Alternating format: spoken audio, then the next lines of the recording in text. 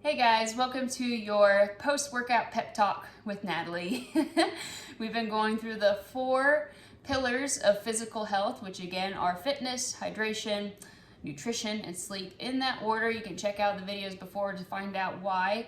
But last we talked about fitness. Today we're going to talk about hydration. So today my post-workout, what I did today is ran 10 miles.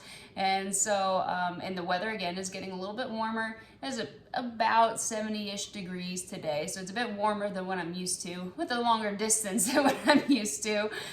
So I really need to rehydrate up. So let's talk about hydration a little bit. So you've probably heard over and over and over, yes, water is important. You need to drink water, da da da da da, right? So the reason why you hear that message so much is most of Americans, like 60% of Americans, are dehydrated. You listening to this right now or watching this right now are probably in that 60%, right? Either that or you're in the 40% and yes, I got that. And you can attest to the benefits of it. So let's talk about some common symptoms of dehydration. So one of the obvious ones that we all know about is one, you're thirsty, right? You're thirsty. Let's talk about ones that are not so common though, or at least known.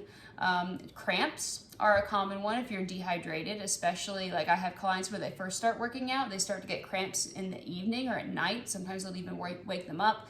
We look at their water intake. Usually they need to up it. They'll up their water intake. Everything's fine. You know, their cramps go away. So another common thing is headaches. If you get a lot of headaches throughout the day, look at your water. See if you're drinking enough water. And we'll talk about how much is enough in just a moment. Some less common ones that are known is actually depression and anxiety. I personally have felt these, especially anxiety, and I've been dehydrated before. A good indicator of this is like if I feel really anxious, but I don't really have a reason to be anxious. I mean, yes, problems happen in life and I might have anxiety about those things. But if I'm finding that, you know, life is good, like I have no reason to be anxious, and then I look at my water. Have I had enough water today? Like for example, if I don't drink any water for the rest of the day after my 10-mile run, I will probably start to feel anxious. I'm not gonna lie to you. But if I start to examine that, I was like, you know what, I haven't had enough water today, and I take a glass or two, I feel 10 million times better. So look at that depression, look at that anxiety, see if that water can help you out. It's gonna help out your whole body, including your brain and your mind. Another less known common one is short-term memory loss. So that is very common. If you are dehydrated, you just can't remember things as well. So if you kind of find yourself forgetting things a little bit more often than usual, take a look at your water, take a glass of water and take a sip of it. Another one is actually your hunger cues. So the same cue for your hunger, like your stomach starts growling and everything. And so you may feel like, oh, I must be hungry if my stomach's growling. That can also be a thirst cue, that you're actually thirsty, not hungry. I actually experienced this morning. Typically, I'm not hungry in the morning, but I had that growling in my stomach, but I had not had enough water, not nearly enough at that time. Once I got that water in my system, I was good.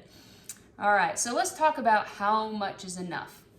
A good, easy way to start is if you take your body weight and divide it by 2, and then that's the amount of ounces that you can start with. So I'm approximately 140 pounds, so I need to be drinking at least 70 ounces of water. On a day like today when I do more activity, I'm probably gonna do more water than that.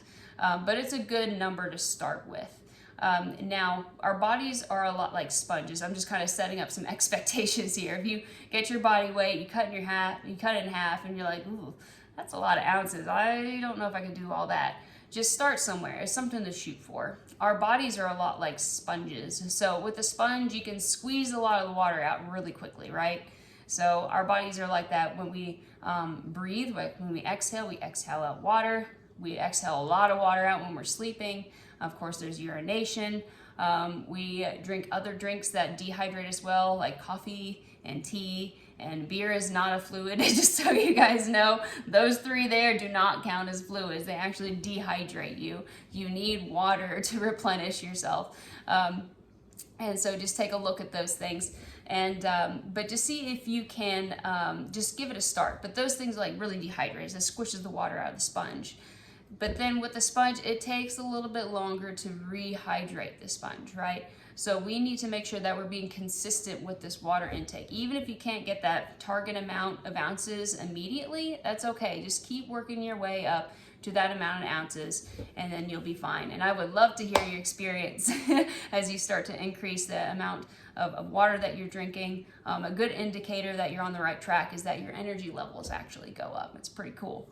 All right, so I'm gonna name or talk about one more thing with hydration that's really important, and that is electrolytes. And so you have water intake, super important, but you also have electrolyte intake, also super important. Essentially, electrolytes are different kinds of salts that are in your body that your nerves need to function.